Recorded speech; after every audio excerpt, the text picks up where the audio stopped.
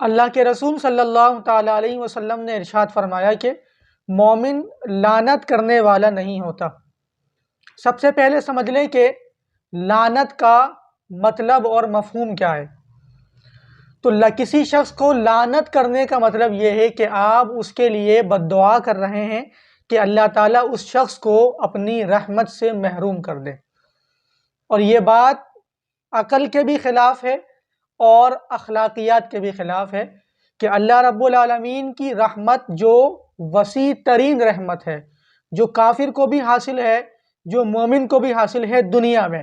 ہم اس دنیا میں پھیلی ہوئی رب العالمین کی رحمت کے متعلق کسی شخص کے حق میں بد دعا کریں کہ اللہ کی رحمت جو سب کو ملی ہے وہ فلاں شخص کو اللہ کی رحمت نہ ملے اور وہ اس کی رحمت سے محروم رہے، تو یہ ایسی بات ہے جو عقل کے خلاف ہے، نا انصافی اور ظلم پر مبنی ہے۔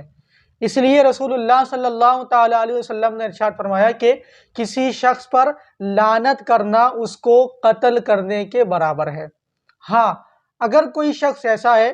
کہ جس کا کفر پر مرنا یقینی ہو، یہ بات پختہ ہو، یقینی ہو، کامل ہو کہ اس کا اختتام، اس کا انتقال کفر پر ہی ہوا ہے، تو اب اس شخص پر لعنت کرنا درست ہوگا، جیسے ابو جہل، ابو لہب، فرعون، شداد، حامان وغیرہ، یہ وہ لوگ ہیں کہ جن کے بارے میں یہ یقین ہے کہ یہ حالت کفر میں دنیا سے گئے ہیں۔ اس کے علاوہ اگر کوئی شخص ہے،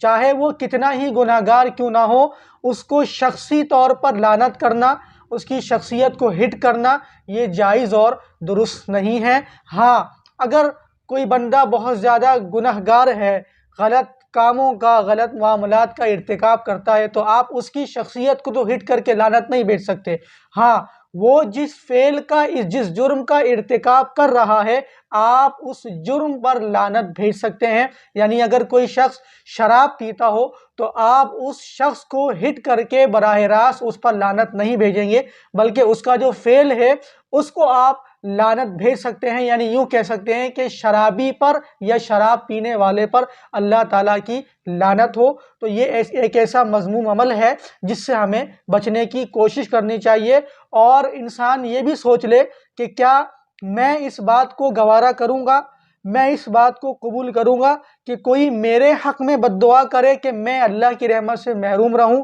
تو یقیناً میں اپنے بارے میں یہ چیز گوارا نہیں کروں گا۔ تو جو چیز میں اپنے بارے میں گوارا نہیں کر سکتا تو وہ میں دوسرے کے لیے کیسے سوچ سکتا ہوں؟